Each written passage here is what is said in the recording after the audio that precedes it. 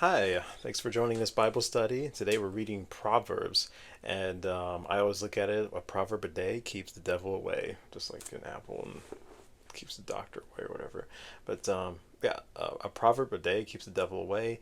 These are really helpful things in your life, though some of them might seem pretty straightforward though, but a lot of them stick with me. I read them, I try to read them at least a proverb a day according to what day of the month it is, and it has helped me. And some things, like, I scratch my head like, what on earth does that mean? And then some things you don't understand them until it finally happens in front of you. And I'm telling you from experience like that. There's some things in the proverbs that are just like, what is that? And then it happens and then you completely understand.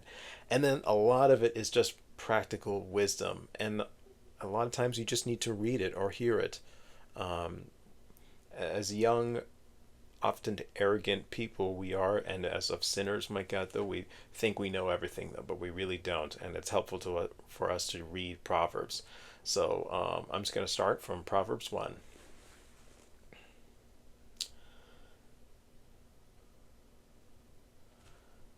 The Proverbs of Solomon, son of David, king of Israel. To know wisdom and instruction, to understand words of insight, to receive instruction in wise dealing, in righteousness, justice, and equity, to give prudence to the simple, knowledge and discretion to the youth. Let the wise hear and increase in learning, and the one who understands obtain guidance, to understand a proverb and a saying, the words of the wise and their riddles. The fear of the Lord, Jehovah, is the beginning of knowledge. Fools despise wisdom and instruction. Let me read that again. The fear of the Lord is the beginning of knowledge. Fools despise wisdom and instruction. Hear, my son, your father's instruction. Forsake not your mother's teaching, for they are a graceful garland for your head, and pendants for your neck. My son, if sinners entice you, do not consent. If they say, come with us, let us lie in wait for blood. Let us ambush the innocent without reason. Like Sheol, let us swallow them alive and whole, like those who go down to the pit.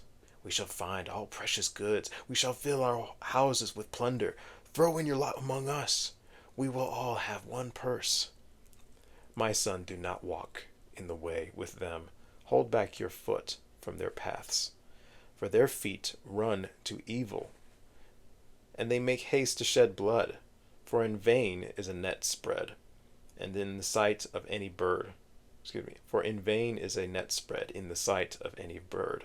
But these men lie in wait for their own blood. They set an ambush for their own lives. Such are the ways of everyone who is greedy for unjust gain. It takes away the life of its possessors. Wisdom cries aloud in the street. In the markets she raises her voice. At the head of the noisy streets she cries out. At the entrance of the city gates she speaks. How long, O simple ones, will you love being simple? How long will scoffers delight in their scoffing, and fools hate knowledge? If you turn at my reproof, behold, I will pour out my spirit to you. I will make my words known to you.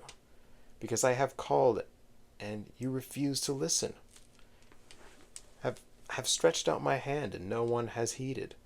Because you have ignored all my counsel, and would have none of my reproof. I also will laugh at your calamity. I will mock when terror strikes you. When terror strikes you like a storm, and your calamity comes like a whirlwind.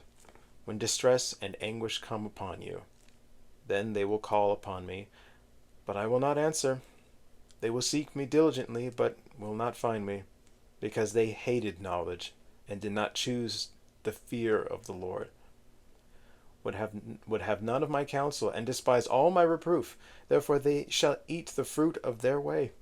Have their fill of their own devices. For the simple are killed by their turning away, and the complacency of fools destroys them. But whoever listens to me will dwell secure, and will be at ease without dread of disaster. Amen.